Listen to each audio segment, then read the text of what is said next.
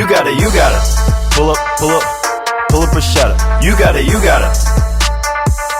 Pull up, push up. Yo, what is up, AD team? Austin Dunham back again with another video. So a few weeks ago, I posted my top underrated bodyweight exercises.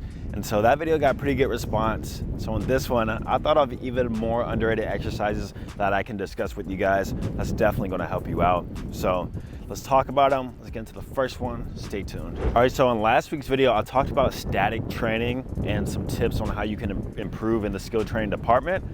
But what I didn't mention is an underrated exercise, a part of static training that will help you out, and that is dynamic statics. Now you might be wondering, Austin, what is dynamic statics? What does that mean? So let's break it down. Dynamic equals moving, right? Statics equals staying still. So if we put it together, a dynamic static exercise is something where you're moving yet still staying still at the same time. My best example of this is front lever raises. Right, so let me go ahead and show you. This is a great exercise when it comes to progressing through the front lever, because most people, they only train the static movement, which is right here, right?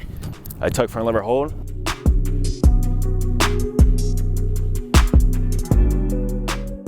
But let me show you what's gonna change the game for your front lever training. So you start in this position. We're gonna do it the tuck version first. Tucked, you come up, and then you lower all the way slowly. Then you raise your body again. Then you lower all the way again slowly. The reason why this is a dynamic static exercise is because the whole time my arms are straight, but the best part about this is that I'm training the front lever now through a full range of motion instead of one static position. Even though all we care about is that horizontal static position, when you train through that full range of motion, it's just gonna make it that much better for you, and you're gonna get stronger way faster. And you can do this with other examples too, such as planche, handstands, stuff like that. But we're not gonna get into that on this video. Just know, always try to make the static progression that you're doing as dynamic as possible. Makes both. All right, so the next underrated exercise is the almighty toes to bar exercise. Now, there's a way to do the toes to bar exercise so that you're not kind of cheating it. And that is when you're straight like this and you bring your legs out without moving your back at all. So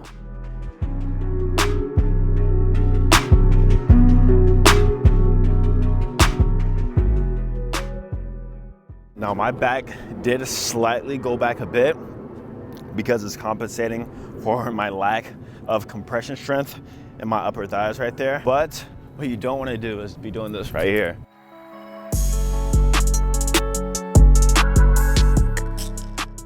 See how my back is literally going into a horizontal position like a front lever? Now, the reason why that exercise is so underrated is because the benefits you get besides just being an abdominal exercise. And the biggest one, in my opinion, is that compression strength you get whenever you keep your legs straight and you bring it up as high as you can. Compression strength is gonna help with your L-sit holds. It's gonna help with anything where it involves your legs being straight out, and just that mobility and flexibility in that area is something that a lot of people lack. So whenever you are training abs, don't forget to try out the toes to bar. Even if you can't bring your toes all the way up, try some L raises. Just going as slow as possible. Another underrated exercise is that one word we all hate to do once we start getting stronger, and that is the basics, guys. The basics are so underrated. But if you think about it, the basics are what lead us to all these other advanced movements. So for me, every now and then, I like to freshen up on my basics, whether this be just normal pull-ups, normal push-ups, and even just normal dips, all right? And you'll realize that even though you are getting stronger, sometimes your basics will get a little weaker, because at one point, when I was doing a lot of normal pull-ups, I was able to do 30 plus, but now I feel like I can't even do 30 plus. So that goes to show that your basics can get lower in regards to an endurance standpoint. So whenever you are training, let's say it doesn't have to be too often. Take out like once a month or once every 2 months to just do a full out set of normal pull-ups or a full out set of normal push-ups. And yes, they can be weighted too if you are doing some weighted calisthenics. Just remember that basics are the reason that you are even at this point. So don't forget to keep them strong. All right, my last underrated exercise is the ring dip or ring support hold. or anything rings for that matter. So rings, you don't realize how hard they are until you actually do it. And you guys know I've been doing rings a lot more recently, so it's just super underrated. I don't see people doing calisthenics a lot in the gym. I've discussed this many a times, but I definitely don't see a lot of ring training in the gym. So if you're looking to up your game in regards to the bodyweight aspect and challenge yourself, definitely get some rings going.